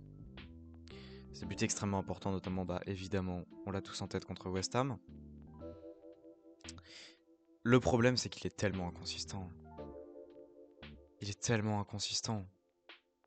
Genre, en tout début de saison, il a reçu une augmentation de salaire et tout, et il a offert des performances qui étaient vraiment intéressantes. Et tu te disais c'est cool parce qu'il justifie son augmentation de salaire. Et puis plus rien. Pendant tout le reste de la saison, plus rien. Et il s'est rallumé en fin de saison où il nous a offert des performances un peu clutch qui nous ont permis, hein, entre autres, d'aller chercher cette première ligue. Mais c'est tellement inconsistant, Trossard, hein. C'est dommage. C'est dommage. Et si j'ai dit. En fait, le problème, c'est que si Trossard avait été ne serait-ce qu'un petit peu plus jeune, s'il avait eu ne serait-ce que 2-3 ans de moins, j'aurais dit on garde Trossard et on vend Martinelli. Parce que, au moins, Trossard, même s'il est inconsistant, il est capable, sur une fin de saison difficile comme ça, d'aller te marquer des buts clutch, des buts extrêmement importants, qui te font gagner un trophée. Martinelli, il est beaucoup moins capable de ça.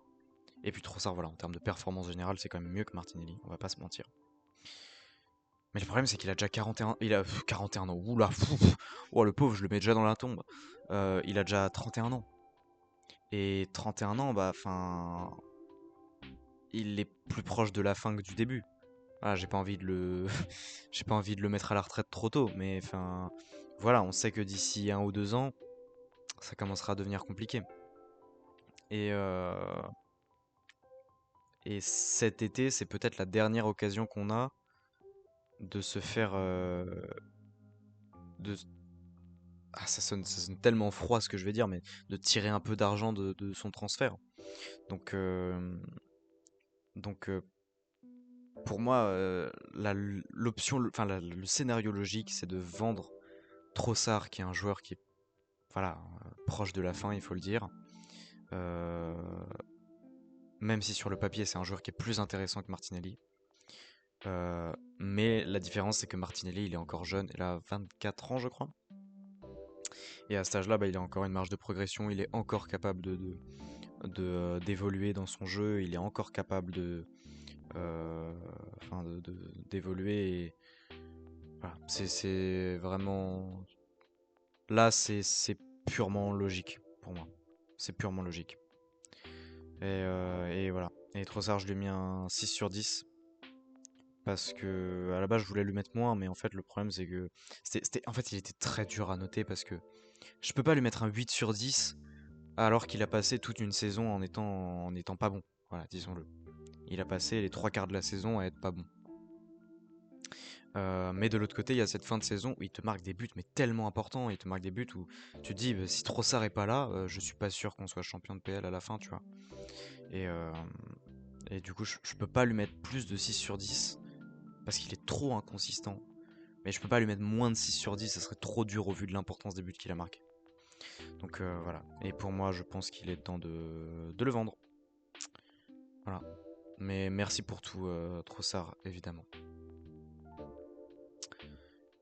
Gyökeres, Glock 14, 24 GA en 55 matchs. Déjà, j'aimerais dire que les gens sont tellement injustes avec Gyökeres. Vous noterez que ça fait pas mal de joueurs où je dis que les gens sont hyper injustes avec lui. Euh, mais parce que, en fait, le problème que j'ai à cette saison, c'est que on a eu des joueurs qui ont fait le taf. Sauf que, en général, ils ont laissé une dernière impression qui a été mauvaise et les gens se sont arrêtés là-dessus et ont retenu que ça. C'est le cas pour Kepa, c'est le cas pour Zubimendi, notamment. Gyökeres, c'est pas tout à fait ça, mais disons qu'il a eu un début de saison un peu compliqué. Euh, Et en fait, les gens ne voient que ça. Et c'est dur. C'est dur parce que je vous rappelle que Gyökeres c'est 24 GA en 55 matchs, comme je l'ai dit. Désolé, mais je suis désolé, mais 24 GA en 55 matchs, c'est pas un flop, les gens. Enfin, réveillez-vous. Ne soyez pas matrixés par Messi et Cristiano Ronaldo ou alors par vos carrières FIFA où vos joueurs ils mettent 120 buts en une saison. Enfin, 24 GA en 55 matchs, c'est pas un flop. C'est pas vrai. Si vous voulez qu'on commence à parler de flop, il y a des noms du côté de Liverpool qu'on pourrait citer. Mais Gyökeres, c'en est pas un. C'est pas un flop. Gyökeres, c'est pas vrai. C'est hyper injuste de dire ça. C'est pas un flop sur le plan statistique, et c'est pas un flop parce qu'il faut prendre en compte un certain contexte quand même. Enfin, je veux dire, c'est sa première saison en première ligue. Il vient de la Liga portugaise. Les gens, il vient de la Liga portugaise, il débarque en première ligue pour sa première saison du côté d'un top club et il sort 24 géants en 55 matchs. C'est loin d'être dégueu. Aussi, j'aimerais rappeler que Gyökeres c'est un profil qui est mais pas du tout adapté à nous tactiquement. Tactiquement, il nous est pas du tout adapté. Donc, pour moi, ce que je vois, c'est que t'as un joueur qui débarque de la Liga portugaise dans un top club en première ligue pour faire sa première saison en PL, avec un profil qui n'est pas du tout adapté à l'équipe, et il parvient quand même à marquer 24 G en 55 matchs. Et là, je vais dire un truc qui va énerver certains, et t'as des gens qui vont me dire que je raconte n'importe quoi, mais Gyökeres, c'est un avant-centre de très haut niveau. C'est un top joueur, Gyökeres. C'est un top joueur. Euh, Tu le mets dans une équipe où son profil est mieux exploité que dans la nôtre, et je suis persuadé qu'il peut te faire un carnage. J'en suis convaincu, mais j'en suis vraiment convaincu. J'en démordrai pas. j'en démordrai pas jusqu'à ce que l'histoire me donne tort. Euh, Jusqu'à ce que la réalité me prouve que j'ai faux. Mais je, vous- je suis convaincu que c'est un excellent avant-centre et qu'il a souffert de beaucoup de facteurs euh, qui ne sont pas à son avantage cette saison. Sachant que en fin de saison, il a réussi à trouver une façon d'avoir un impact dans l'équipe grâce à son impact physique. Il a été hyper intéressant sur certains matchs en fin de saison. Euh, donc, moi, je vois des gens qui disent faut vendre Gyökeres et tout, mais n'importe quoi, n'importe quoi. Et sur la fin de saison, il commence tout juste à comprendre comment il peut apporter à l'équipe sans forcément mettre 50 buts par saison. Mais c'est pas le moment où il faut le vendre. Là, c'est le moment où il faut lui laisser une deuxième saison pour voir ce qu'il est capable, comment il est capable d'évoluer. Enfin, je suis désolé, c'est fou pour moi. Ça me paraît fou de dire qu'il faut vendre Gyökeres. Non, il faut pas le vendre. Et en plus, un peu à la manière de Calafiori Hincapié, ce qui est hyper cool, c'est que ça t'offre un profil complètement différent de Havertz et ça t'offre de la flexibilité tactique. C'est hyper intéressant d'avoir deux profils aussi différents comme ça à un même poste. Donc, non, Gyökeres, faut surtout pas le vendre. Faut surtout pas le vendre. Il pourrait faire une super saison la saison prochaine. Et moi, je lui ai mis un 7 sur 10. Voilà, et fuck les rageux. Euh, Merci Glock 14. Et évidemment, pour moi, on le garde. Il n'est pas question de le vendre. Et de toute façon, même si on avait envie de le vendre, on le vendrait pas 70 millions. On le pourrait pas le revendre au même prix ou plus que celui où on l'a acheté. Et si on peut pas en tirer le même prix ou plus que celui auquel on l'a acheté, ça sert à rien de le vendre. Faut pas le vendre. Donc, voilà. Madueke. Tu parles de joueurs frustrants. Hein. Madueke est le genre de joueur. C'est un peu comme Eze, mais en plus extrême. C'est-à-dire que. Pas dans le sens où il choisit ses matchs, mais dans le sens où. Bon, déjà, Madueke, c'est 7 G en 39 matchs. Dans le sens où, quand tu le vois jouer, tu comprends très vite ce qu'il peut apporter à l'équipe offensivement. C'est vraiment un faiseur de différence, Madueke. C'est un dribbleur, c'est le mec qui va déstabiliser sur son côté, qui va percer une ligne, qui va dépasser un défenseur pour s'infiltrer dans la surface et, euh, et centrer. C'est ce profil-là. Mais le problème, c'est que c'est tellement pas bon dans le dernier geste. C'est tellement dommage. Et contrairement à Eze, où, où moi je sens que la saison prochaine il peut faire beaucoup mieux, Madueke, je le sens pas capable de faire beaucoup mieux. Ce qui est un peu triste parce que c'est encore un jeune joueur, mine de rien, Madueke. Je sais plus quel âge il a, je crois qu'il a 23, 24 ans, un truc comme ça. Mais moi je le sens pas capable de faire beaucoup mieux. J'espère que le temps me donnera tort, hein, mais moi je le vois comme un bon joueur de bon, mais pas plus. Et clairement il valait pas 60 millions. On s'est fait un peu couiller. Mais alors aussi il faut dire, enfin bon, voilà, c'est le marché des attaquants aujourd'hui. Mais faut dire aussi que un truc euh, met, qui teinte sa saison, c'est qu'il a été pas mal titulaire euh, parce que Saka a eu quelques absences. Et le problème, c'est qu'il n'avait pas vocation à être autant titulaire. Mais absolument pas. Vraiment pas. Et du coup, il a beaucoup plus joué que ce qu'il aurait dû. Et je suis sûr que s'il n'avait pas autant joué, on aurait gardé un souvenir plus positif de sa saison. À voir la saison prochaine, honnêtement, je suis très curieuse de savoir comment il va évoluer la saison prochaine, mais à voir. À voir. Pour moi, c'est un 5 sur 10 cette saison et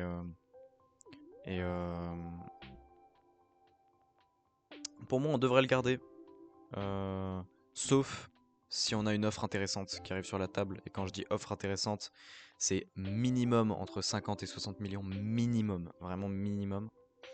Mais soyons réalistes, on n'aura pas d'offre. Personne ne va mettre 60 millions sur la table pour Madueke, donc dans ce cas, pour moi, il faut le garder. Havertz, Havertz. Pareil, hein, frustrant.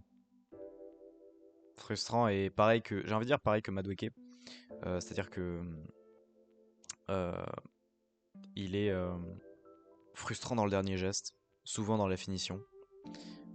Mais Havertz, quoi qu'on en dise, ça reste 11 G en 21 matchs. C'est un beau ratio. Et ouais, tu sens, en fait, tu vois le nombre d'occasions qu'il se procure, il apporte vraiment quelque chose à l'équipe.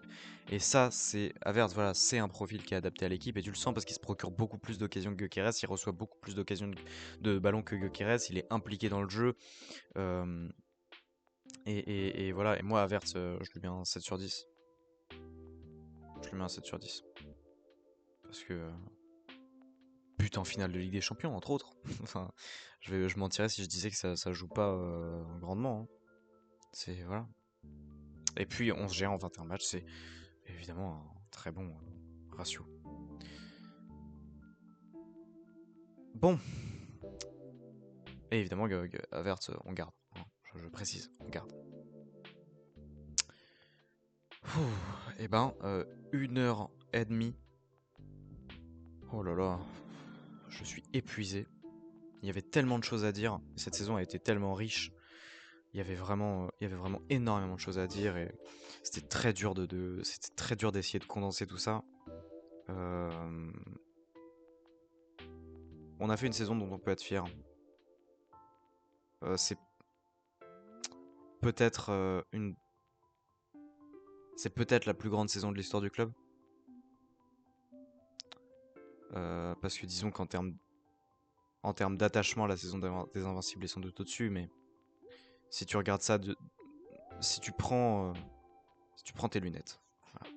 Tes lunettes à regard froid, tu n'as aucun attachement émotionnel pour la saison des Invincibles, tu la vois telle qu'elle est.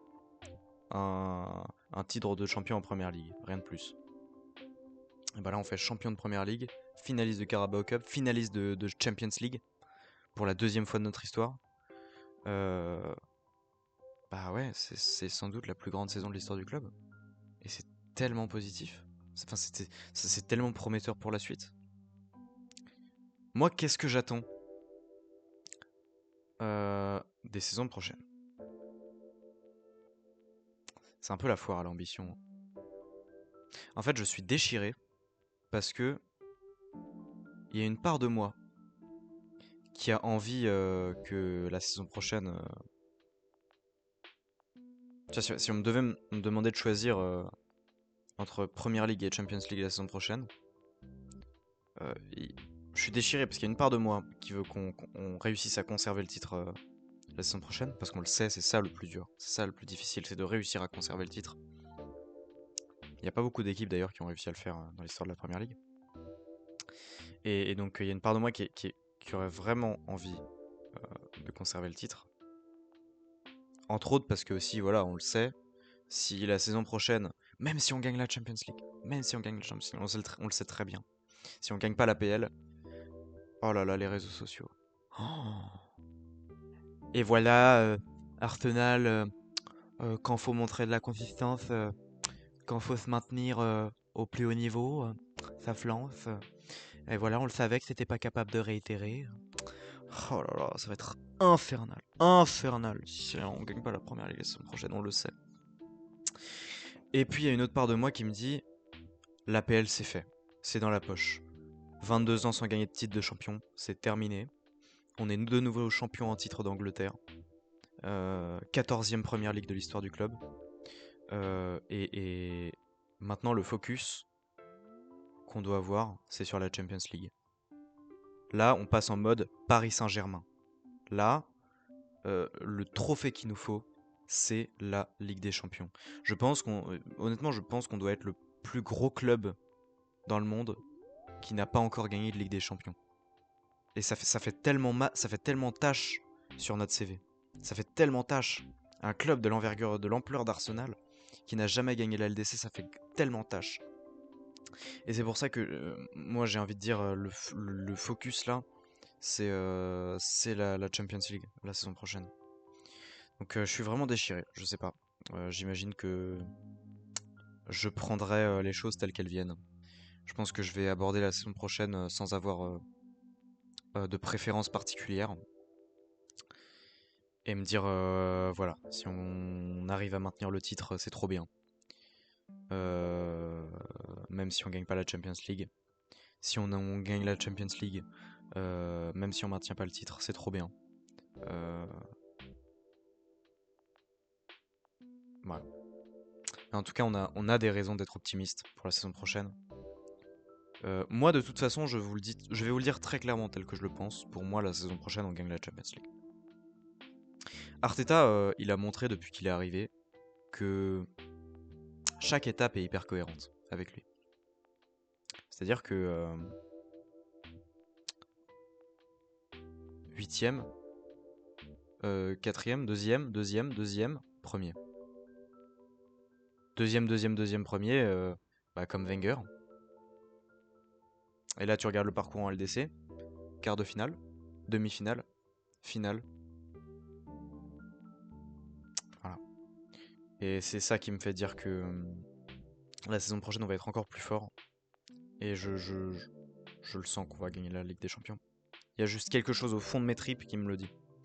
Et je vous promets que j'ai tellement cette soif de revanche contre le PSG. J'ai tellement cette soif de revanche, c'est devenu personnel. C'est devenu personnel là. Tu sais, eux, ils en ont rien à foutre, à mon avis, de nous. Mais là, ça y est, ça fait trop mal. Ça pique trop. Ils nous ont éliminés en demi-finale de LDC l'année dernière. Là, ils nous éliminent en finale. Non, c'est bon, c'est trop, c'est personnel. On arrive pour vous, le PSG. On arrive pour vous. Je veux que cette année, cette saison, on réaffronte le PSG en finale. Par pitié, je veux ce scénario, je veux ce scénario. On les réaffronte en finale et on les bat. Pitié. Je le veux. Je le souhaite. Mais ouais. En tout cas, n'hésitez pas à me dire ce que vous pensez de tout ça dans les commentaires. Merci si vous avez écouté cette vidéo jusqu'au bout. Merci beaucoup, ça me fait super plaisir. N'hésitez pas à commenter, à partager. Et à liker aussi. Et puis bah je vous fais des énormes bisous. Come on you Gunners. Et à la prochaine. Ciao ciao.